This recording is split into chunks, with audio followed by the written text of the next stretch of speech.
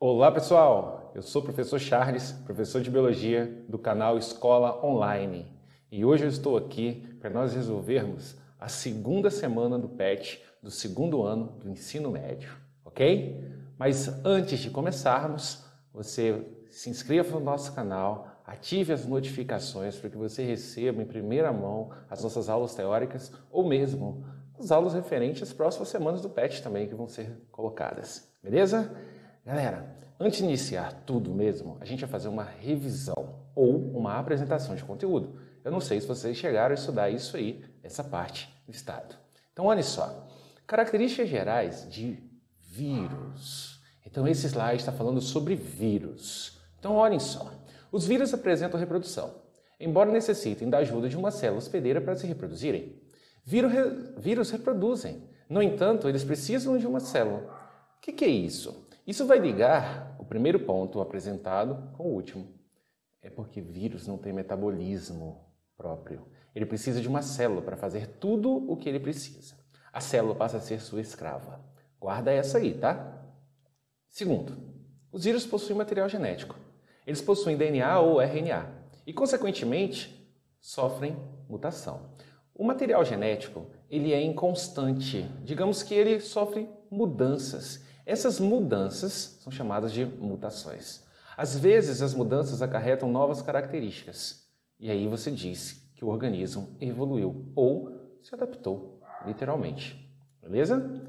Quarto, os vírus são acelulares.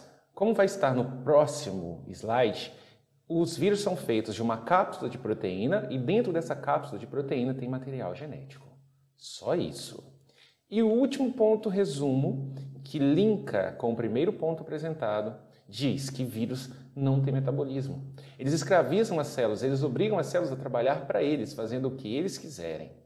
Portanto, até mesmo quando eles se reproduzem, quem faz a reprodução são as células hospedeiras. Beleza, galera? Olha a estrutura. A estrutura de um vírus básica. Ela é feita de uma cápsula proteica. Observe agora a região rosa. A região rosa é o material genético, que nesse caso exclusivo do bacteriófago é o DNA. O que vocês estão vendo é um vírus que infecta bactérias, chamado bacteriófago, um vírus muito estudado. Ele é feito de uma cápsula proteica mais um material genético. No entanto, a cápsula proteica tem uma região chamada cabeça, outra região chamada cauda, a bainha contrátil, as fibras proteicas que ele utiliza para aderir à célula da bactéria que ele vai infectar. Mas vejam, ele segue um padrão mínimo. Proteína que envolve e protege material genético. Beleza? Olha esse aí, tão conhecido, tão aclamado, tão falado HIV.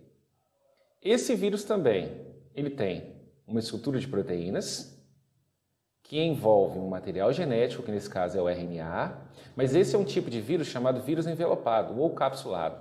Por que, Charles? Porque ele tem um envoltório lipídico, que você chama de envelope, ok? Ou cápsula, envoltório lipídico. Show? Mas falar de vírus sem falar da grande estrela do momento, que é o SARS-CoV-2, não dá, né, gente? Vejam, o SARS-CoV-2 é também um vírus envelopado. Por essa razão que o álcool o destrói, o sabão o destrói. Beleza? SARS-CoV-2, que causa a doença chamada de Covid. Não gostei dessa estrutura, Charles. Olha essa aí, ó. Está demonstrando, de novo, a estrutura do vírus. Com isso, a gente está pronto para fazer as atividades. Então, vamos lá? Atividade número 1. A respeito dos vírus, quais argumentos você utilizaria para incluí-lo entre os seres vivos? Observe a minha proposta de resposta.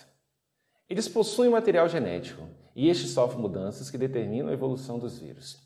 Esse argumento é muito forte. Eu vou te explicar por quê. Toda e qualquer espécie está em constante evolução, ou seja, está em constante processo de mudança. Se os vírus também evoluem, isso me permite colocá-lo no grupo das espécies. Mas espera aí, Charles. Espécie é um conceito que abrange organismos vivos.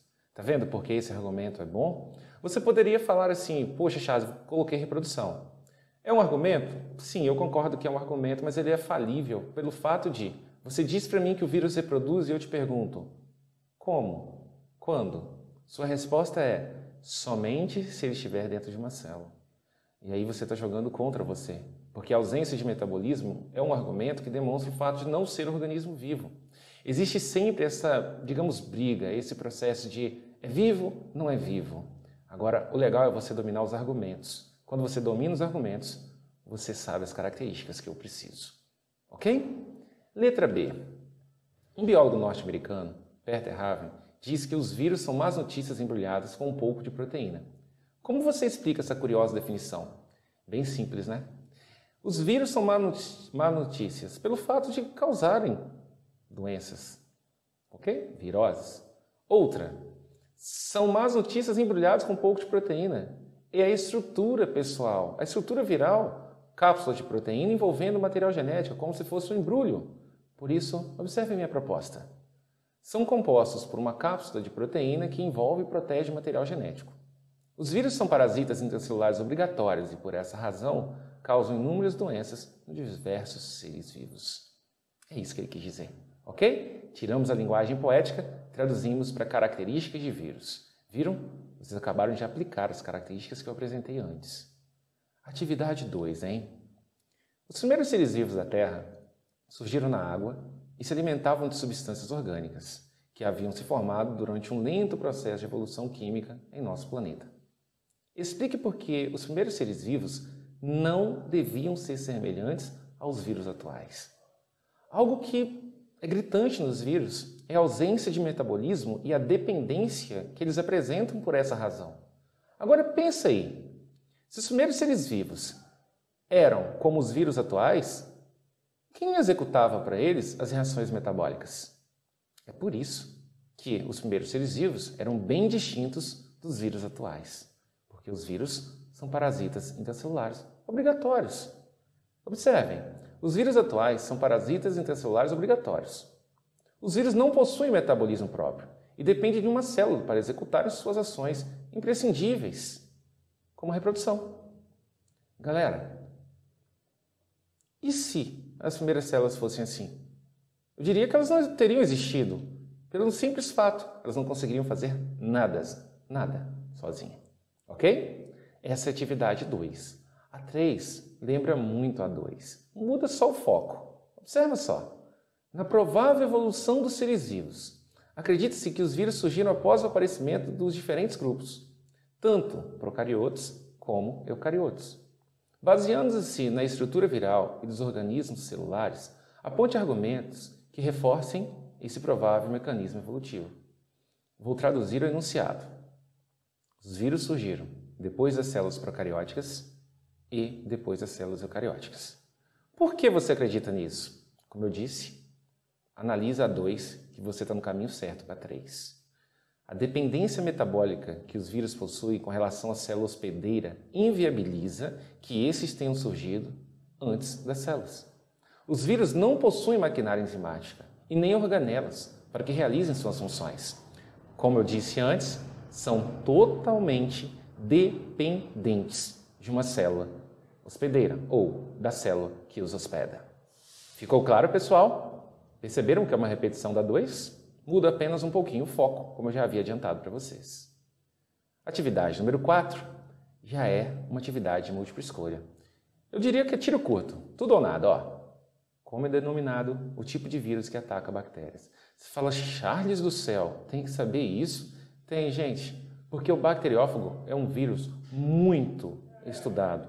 Serviu para N estudos e por essa razão tem que saber que o bacteriófago é o vírus que infecta a bactéria e eu iria um pouco mais além, dizendo a vocês que é importante saber que ele é um vírus que possui DNA. Ok? Atividade 5, última, fácil. Os vírus têm como constituição básica. Qual é a parte mínima de um vírus e comum entre todos? Cápsula de proteína envolvendo material genético.